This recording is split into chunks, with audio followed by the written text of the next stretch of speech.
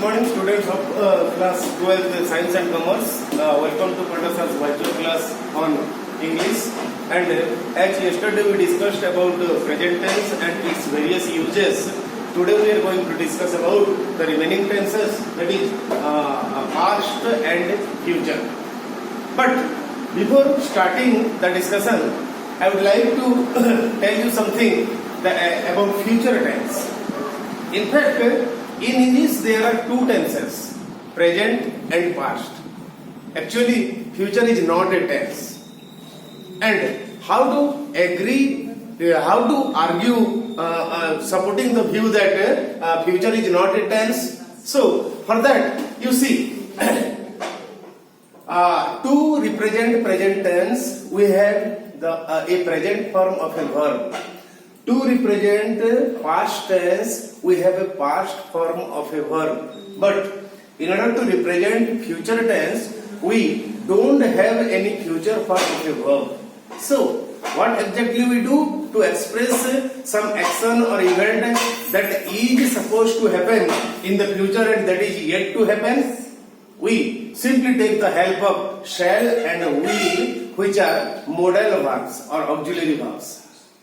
Thus, because there is no separate verb form to represent future time, that's why we can argue that there is no future tense. And in English, actually, not only in English, in other languages also, there are only two tenses, that is present and past. Plus, one more thing you can argue in favor of future not being a tense, that not only shall and will, we can represent future time by using simple present, by using present continuous. So many other ways are there to represent future time. That's why future is not a tense. But the sentence structure we will discuss that belong to past tense and that belong to future tense. So starting from the past tense, the first one is simple past. And one example of a sentence belonging to simple past is I ate. And you can see the structure here. I is the subject and ate is the past form of the verb eat. That is V2 form. So the structure is subject plus V2. And now it is time to discuss where we use, in what situation to represent what we use simple past. Yesterday, while discussing present perfect, I had mentioned about simple past, and once again I tell you that simple past is used to express an action or event that is completed in the near past, not in the distant past. And here we are silent about the action or the effect of that action in the present time or in the time of speaking. Thus, we use simple past to express an action or an event that has taken place in recent past. For example, from kitchen mommy shouted, "Oh, you drank milk?" "Yes ma'am, I drank because just recently you have finished drinking your milk." So in such a situation, we use simple past. The second point is past continuous. As evident from its name, that continuous represents some continuity. And because it is past continuous, what we can say? That the action was in continuation in some past point of time. Around some past point of time, not in the present. We are silent about whether it is continuing in the present or not. We are not mentioning anything about that. So, the sentence, one example is, I was eating.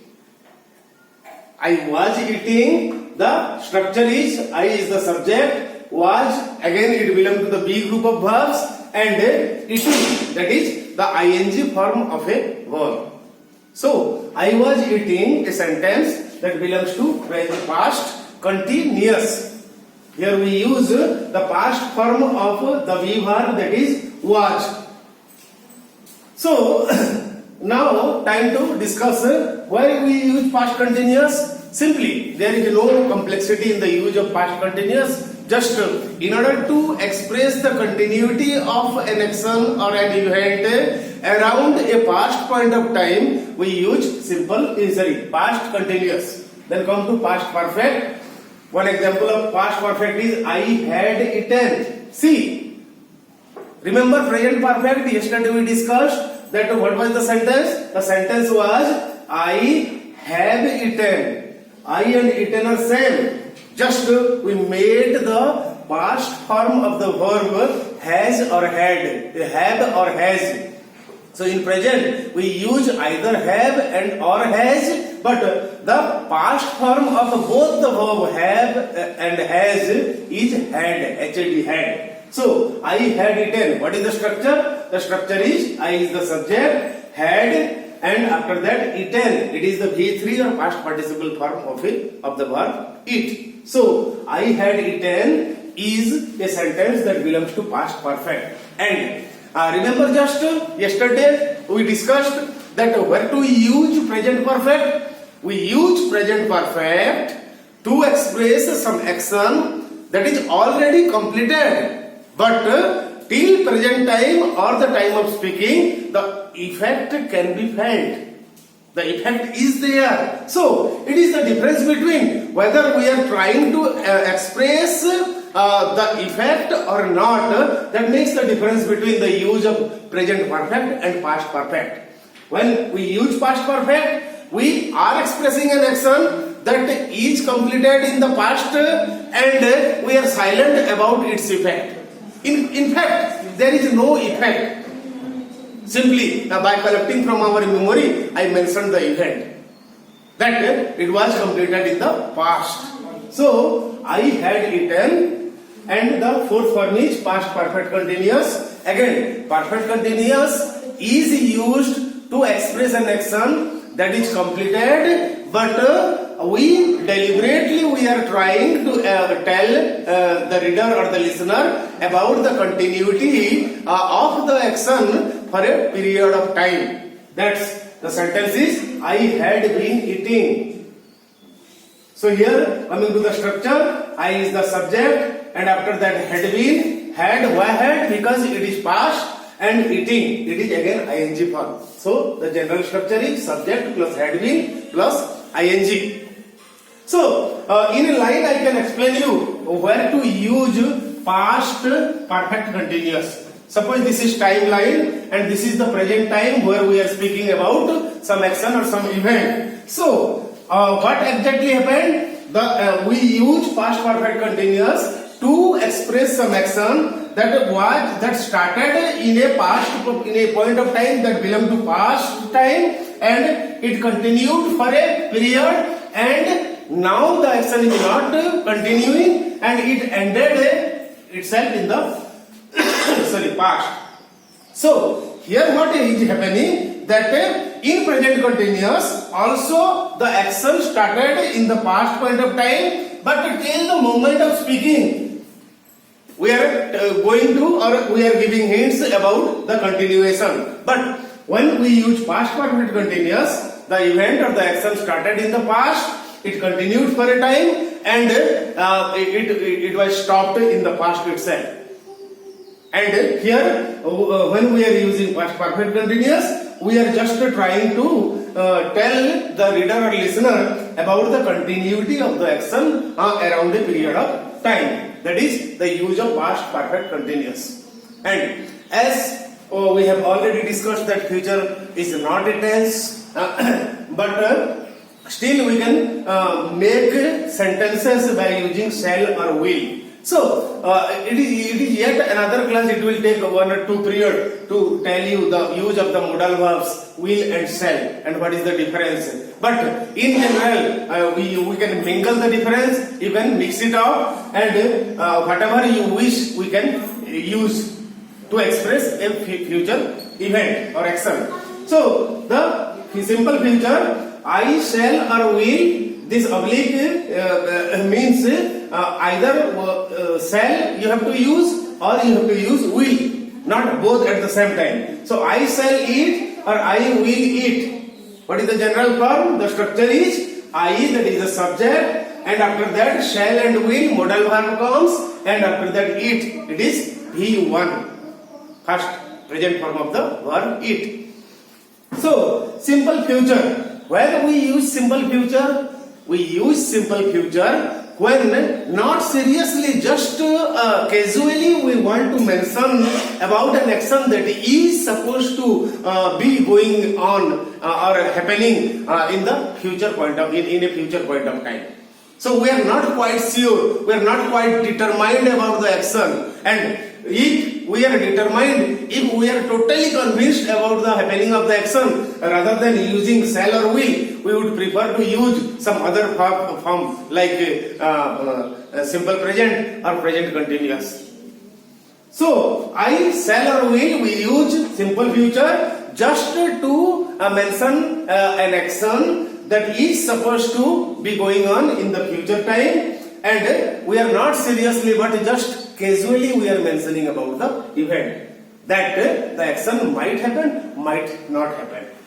Like you might have hard politicians giving assurance to the people belonging to their constituency that someone is requesting the MLA or the MP, sir, we don't have any tube oil and we are in serious need of a tube oil. And what would be the typical answer of the politician? I will see. I will see. I will see means what? He is not convinced. He is not determined. Simply giving an assurance for the time being. Then the second form is future continuous.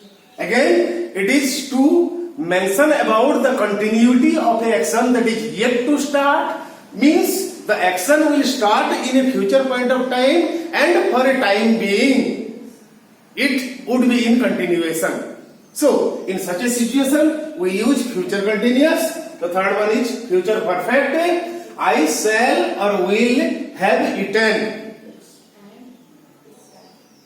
That when we use future perfect, when we mention about an action, that according to us, if we think that till a future point of time I should have completed that action, then we use this form, that is I shall have eaten.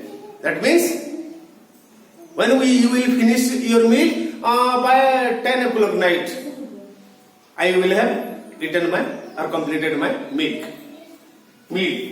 Then the fourth one is future perfect continuous. The example is I, after that shall or will, have been eating. The structure is subject plus shall or will, and after that have been plus the ing form of the verb. That is eat from eating from eat. So where we use perfect continuous, again when we are going to, or deliberately we are trying to mention an action, about an action and about its continuity for a period of time, then we use perfect continuous. And because it is future perfect continuous, that we are trying to mention an event or action that is going to start in a future point of time and it would continue for a time.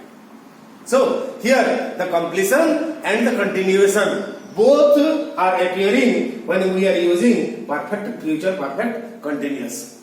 So these are all about the use of present tense, past tense and future tense that we have discussed from yesterday, and just these are the structure, and again I would advise you to follow some good grammar book in order to have some detailed knowledge about the use of tenses, and in case any doubt, you just call me or message me to clarify your doubt. Thank you and have a nice day.